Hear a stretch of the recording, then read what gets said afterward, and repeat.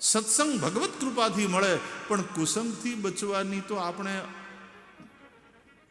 યથાશક્તિ કોશિશ તો કરવી પડે ને. આપણે આમ ન કરાય, આપણાથી આમ ન બોલાય, આપણે ત્યાં ન જવાય, આપણે આ ન ખવાય, આપણે આ ન પીવાય, આપણાથી આમ ન થાય. આટલો વિવેક,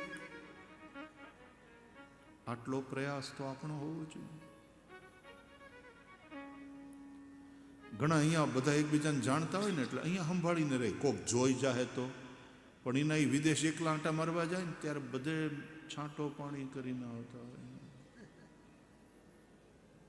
ત્યાં પછી બગડવાના બધાય ચાન્સ કે આ આપણને કોણ ઓળખે.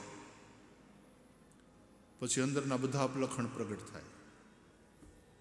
ત્યાં તમે તમારી જાત ઉપર કેટલો કંટ્રોલ કરો છો એનું મહત્વ છે. ભલે ને કોઈ ન જોતું હોય, કોઈ ઓળખતું ના હોય, નહીં, આપણાથી ન થાય.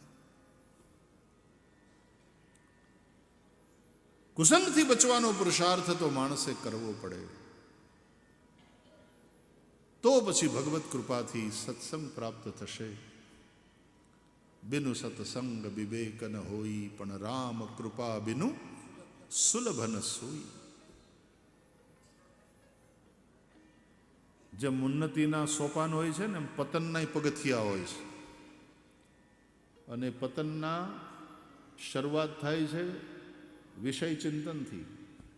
ભગવદ્ ગીતામાં એ પતનના પગથિયા બતાવ્યા છે. ધ્યાયતો વિષયાન પુંસઃ સંગસ્તેષુપજાયતે, સંગાત સંજાયતે કામઃ, કામાત ક્રોધો વિજાયતે, ક્રોધાત ભવતિ सम्मोह, सम्मोहात સ્મૃતિવિભ્રમ, સ્મૃતિભ્રંશાત બુદ્ધિનાશો, બુદ્ધિનાશાત પ્રણશ્યતિ. વિનાશ સુધી વાત પહોંચે. શરૂઆત ક્યાંથી થઈ? વિષયના ચિંતનથી. અને મન છટક્યું, કાબુમાં ન રહ્યું. વિષય ચિંતન. કામનું એક નામ શાસ્ત્રમાં છે સ્મર. સ્મર એટલે સ્મરણ કરવાથી જે ઉત્પન્ન થાય તે. તમે એને યાદ કરો છો ને એટલે આવે છે. આપણે સામેથી હાલીને એને બોલાવીએ છીએ, આ બેલ મુજે માર. સ્મરણ કરો, મનમાંથી એ જન્મે. મનોજ